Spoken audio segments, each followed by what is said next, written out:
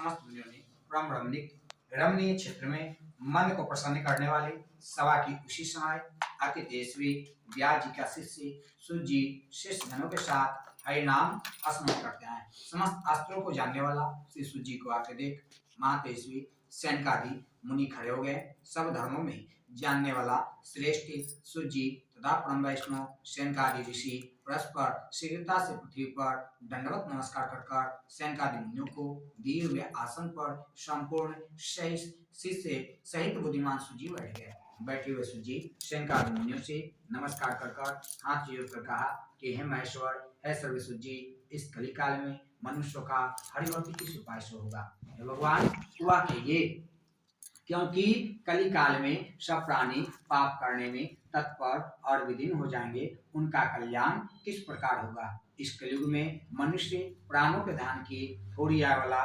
निर्धन और अनेक प्राणों से युक्त होते हैं। प्राय पुण्य अधिक परिश्रम से होता है। इस कलयुग में कोई मनुष्य पुण्य न करके और पुण्य के नष्ट हो जाने से सब पापों का व्रत हो जाएगा। तब तुझे ज्ञान वाला जाएंगे, तब तुझे ज्ञान वाले सब मनुष्य वंश सहित नष्ट हो जाएंगे। सूत जी, किस तरह अलाप परिश्रम से थोड़ा धन और कुछ ही समय में पुण्य प्राप्त होता है, ऐसा कोई उपाय हम लोग को वर्णन कीजिए, जिसके उद्देश्य से मनुष्य पुण्य पाप करता है वह उसका भागी होता है। उनका उपदेश करने वाला दयावान, कपट, रहित, निपाप, निवरोधी, यह 4 तरह के मनुष्य भगवान नारायण के समान है। संसार में ज्ञानी होकर जो दूसरों को ज्ञान नहीं देते, उन पर ज्ञान रूपी परमेश्वर भगवान प्रसन्न नहीं होते हैं।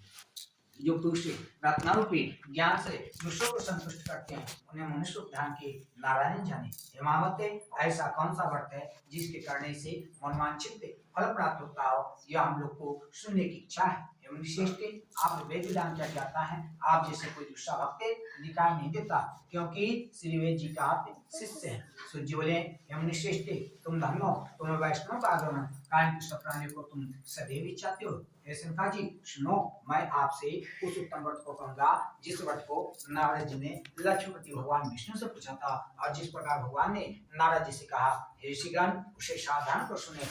तो प्रथम अध्याय से सत्यनारायण स्वामी की जय, वृंदावन बिहारी लाल की जय।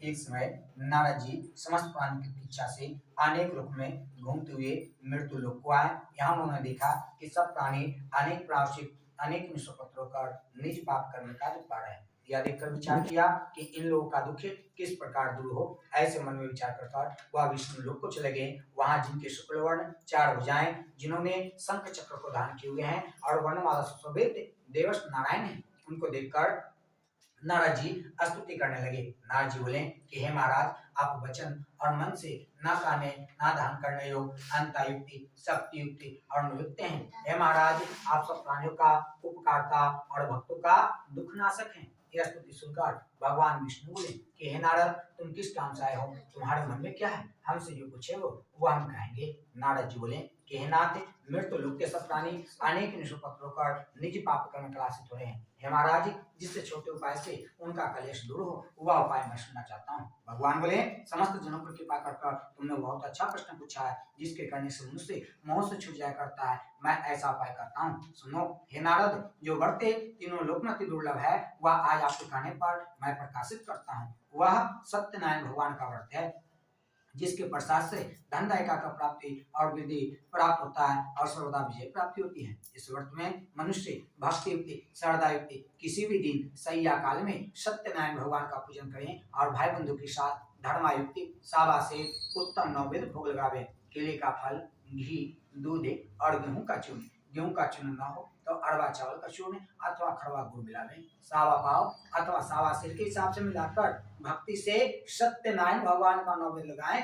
बंधु के साथ कथा सुनकर ब्राह्मणों को दक्षिणा दें और श्री सत्यनारायण का स्मरण करते हुए अपने अपने घर जाएं। इस प्रकार व्रत करने से मनोवांछित फल मिलता है। विशेषकर कलिकाल में पृथ्वी पर इससे व्रत को कोई दूसरा उपाय नहीं है। हे नारद, जिन्होंने इस व्रत को पहले किया था वह कथा सुनो। काशीपुरी में एक निर्धन शतानंद नामक एक ब्राह्मण दुच प्यासे नित्य पृथ्वी पर भिक्षा मांगने हेतु घूमता था। ब्राह्मण प्रेम भगवान ने दुखित ब्राह्मण को देखकर बूढ़े ब्राह्मण का ध्यान कर अति आदर से पूछा कि विप्रेत किस कारण से पृथ्वी पर नित्य घुमा करते हो, यह हमारी सुनने की इच्छा है, यदि आपकी इच्छा है तो कहिए। ब्राह्मण बोला, मैं अत्यंत दरिद्र हूँ, भिक्षा के लिए पृथ्वी पर भ्रमण करता हूँ, यदि आप कुछ जानते हैं तो कृपा कर पूर्ण रूप से कहें। वृद्ध ब्राह्मण बोले कि हे दृष्टि, अनर्थों को सिद्धि करने वाला उत्तम सत्यनारायण भगवान का व्रत है, जिसके प्रसाद से धन का प्राप्त होता है। यह सुनकर ब्राह्मण संतान ने मन में निश्चय किया कि मैं भी कल सत्यनारायण भगवान का व्रत करूंगा। इसी चिंतन में ब्राह्मण को रात भर नींद नहीं आया। सुबह उठकर यह निश्चय किया कि मैं आज सत्यनारायण भगवान का व्रत करूंगा। यह संकल्प कर भिक्षा मांगने गया तो उस दिन से भी दुगना द्रव्य दुगना पैसा प्राप्त हुआ। वह तन प्रसन्न कर सुंदर केले का फल, शक्कर, दूध, घी, गेहूं का चूर्ण सबको सवाई लेकर घर में आकर भाई बंधु को बुलाकर विधि से सत्यनारायण भगवान का व्रत किया। उस व्रत के प्रभाव से वह ब्राह्मण सदानंद नगर भर में श्रेष्ठ मानने लगे और तब से वह ब्राह्मण हर महीने हर संक्रांति विधि पूर्वक सत्यनारायण भगवान का पूजन करने लगा। इस तरह सुख प्राप्त होकर अंत में सतलोक को चला गया। हे मुनिगण, मैं आगे कथा करता हूँ तो उसको सुने। द्वितीय अध्याय से सत्यनारायण स्वामी की जय, वृंदावन बिहारी लाल की जय।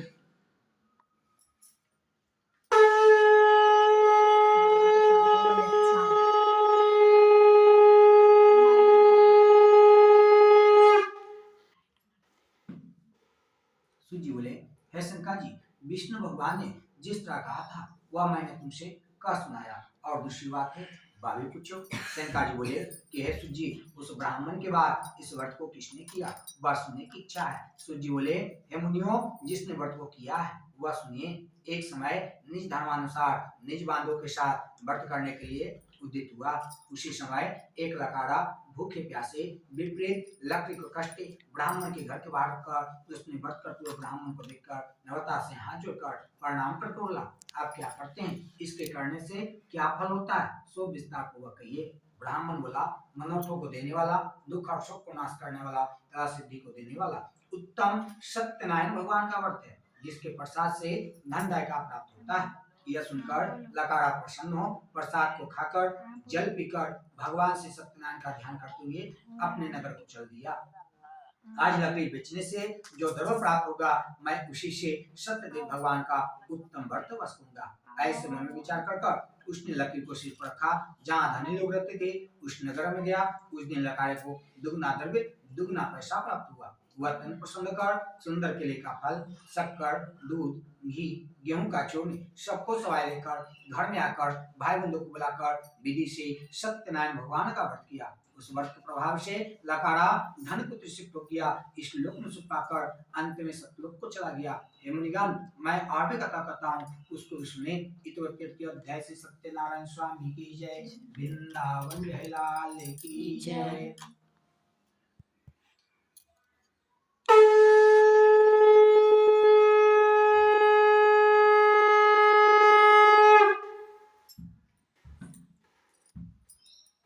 सूची ने कहा कि राजा में श्रेष्ठ उमलेख नामक एक जितेंद्र राजा था। वह सत्यदेव मंदिर जाया करता था। वह ब्राह्मणों को नित्य धन देकर संतुष्ट भी किया करता था। उसकी कमल कैसे सदृश मुखावली पद्मुखा नाम की एक पत्नी थी। वह अपनी स्त्री के साथ भद्रशिला नदी के तट पर सत्यदेव भगवान का व्रत भी किया करता था।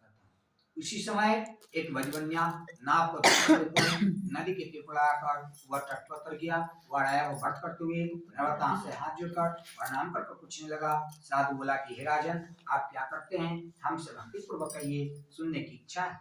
राजा बोला, हे साधु, यह अति तेजस्वी विष्णु भगवान का पूजन है, जो कि पुत्र प्राप्ति की इच्छा से किया जाता है। तब वन्या नमस्कार कर बोला कि हे राजन, इस व्रत को मुझसे भी कहें या मैं भी करूंगा, कारण कि मेरे घर में एक भी संतान नहीं है। इस व्रत को करने से अवश्य होगी। वह व्रत विधि जानकर अपनी स्त्री को सतन व्रत कहा और मन में यह संकल्प किया कि जब भी मेरे घर में कोई संतान होगी तो मैं इस व्रत को अवश्य करूंगा। थोड़ी समय में उसकी स्त्री लीलावती अंचित गर्भवती हुई। उसने 10वें मास में एक अति निर्बल कन्या को उत्पन्न किया। जैसे कि शुक्ल पक्ष की चंद्रमा की ज्योति बढ़ती है, उसी तरह प्रतिदिन कन्या का वृद्धि प्राप्त होती है। अपनी स्त्री के साथ साधु वन्या ने कन्या का जातक्रम कलावती नाम रखा। एक दिन लीलावती अपने स्वामी को मधुर वचन बोली कि पहले वाला संकल्प प्रतिवर्ता क्यों नहीं करते। साधु बोला कि हे प्रिय, मैं इसके विवाह के समय इस व्रत को अवश्य करूंगा। इस प्रकार स्त्री को समझाकर वह बाहर को चला गया। इधर कलावती पिता के घर नृत्य बढ़ने लगी।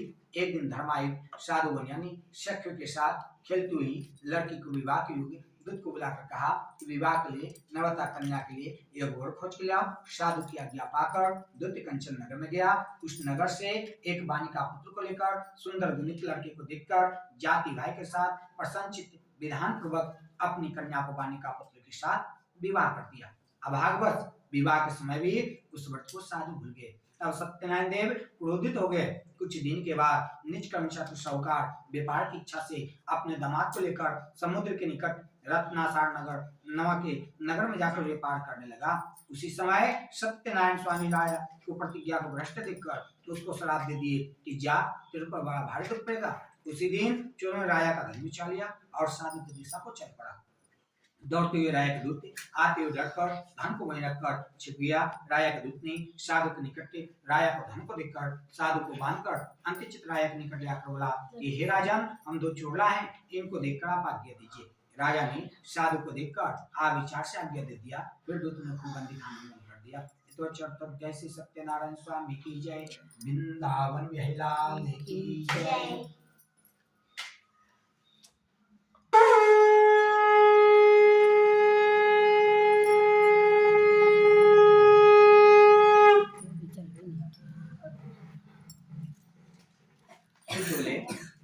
कि सत्यदेव जी की माया से चंद्रकेतु राजा ने उन दोनों बनियों के वचन को कुछ भी नहीं सुना और सब उनका धन में ले लिया। श्री सत्यनारायण के श्राप से साधु और दामाद के घर पर स्त्रियां बड़ी दुखित हो गई। चोरों ने घर का धन भी चुरा लिया और तो भूखी प्यासी लीलावती अनचित घर घर घूमने लगी और कलावती कन्या नित्य घूमने लगी। एक दिन रात को भूखी प्यासी दुखी कलावती एक ब्राह्मण के घर पर गई। वहां कथा सुनकर निज मनोरथों को मांगी। प्रसाद को खाकर कुछ रात हो गई। तब लीलावती अपनी कन्या को धिक्कारने लगी कि हे पुत्री, इतनी रात तक तुम कहाँ रही, तेरे मन में क्या है। तब कन्या माता को सत्य वचन बोली कि हे माते, मनोरथों को परिपूर्ण करने वाला उत्तम सत्यनारायण भगवान का भक्त मैं ब्राह्मण के घर पर देखी हूँ। लीलावती कन्या कलावती के वचन सुनकर सत्यनारायण भगवान व्रत करने के लिए उद्यत होता है। प्रतिवर्त साधु की स्त्री अपनी कन्या सहित बंधु बांधव के साथ सत्यनारायण भगवान का व्रत किया।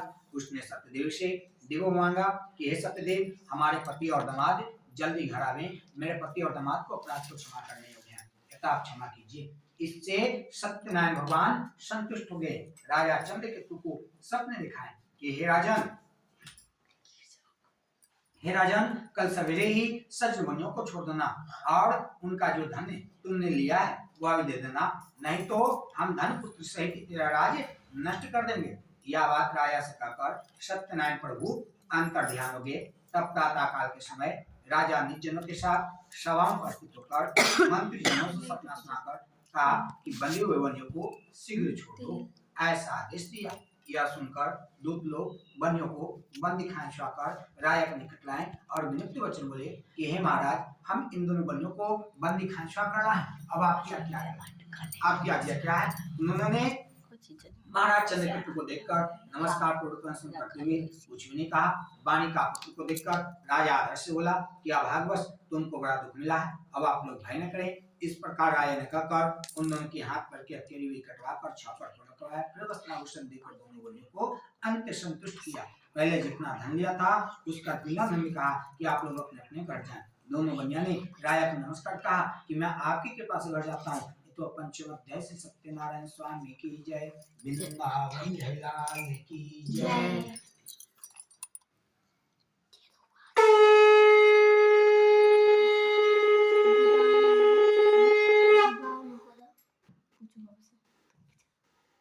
सूजी बोले साधु भगवान को मंगलाचार पूर्वक पूजा कर ब्राह्मणों को धन देकर निज नगर को चल दिया।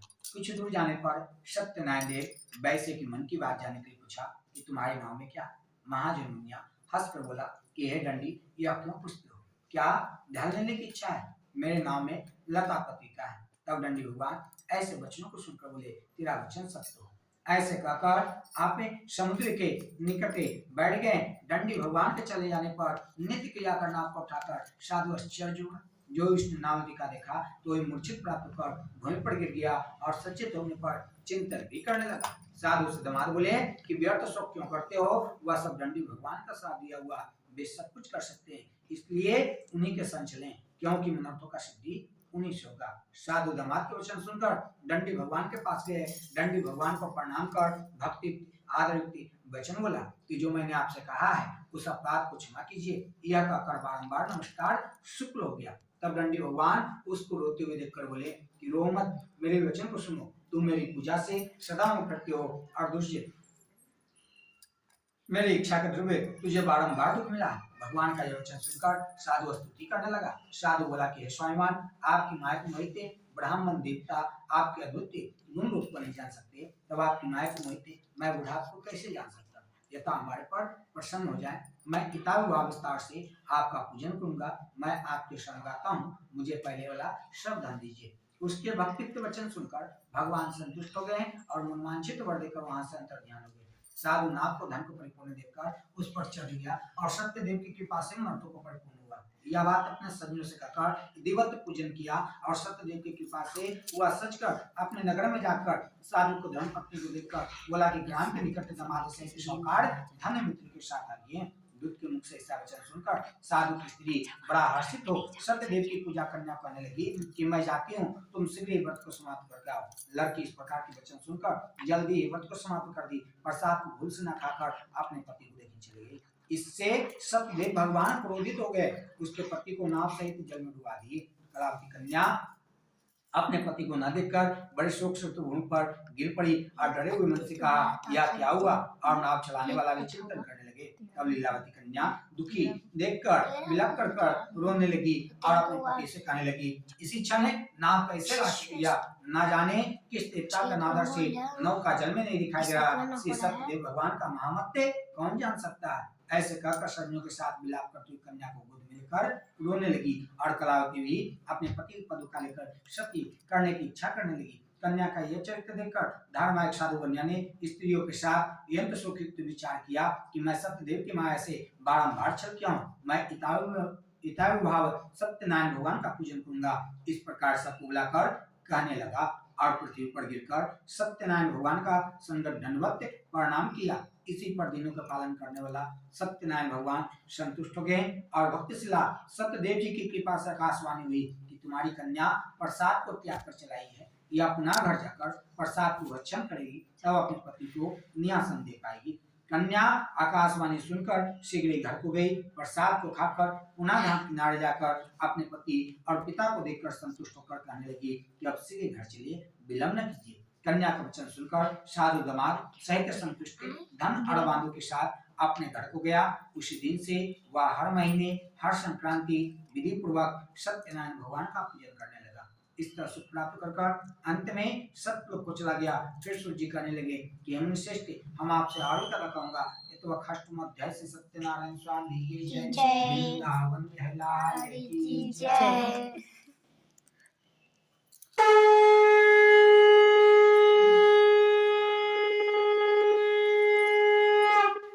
की जय होता है, इसका ती जय होता है।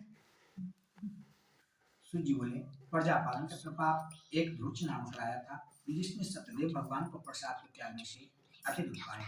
एक दिन वन में जाकर मृत पशुओं को मारकर बाट वृक्ष के नीचे बैठा, जहाँ के सत्यदेव भगवान का पूजन होता था, जिसको गोप लोग बंधुए संचित चित्त से करते थे। अहंकार से राजा वहां न गया, न सत्यदेव को प्रणाम किया।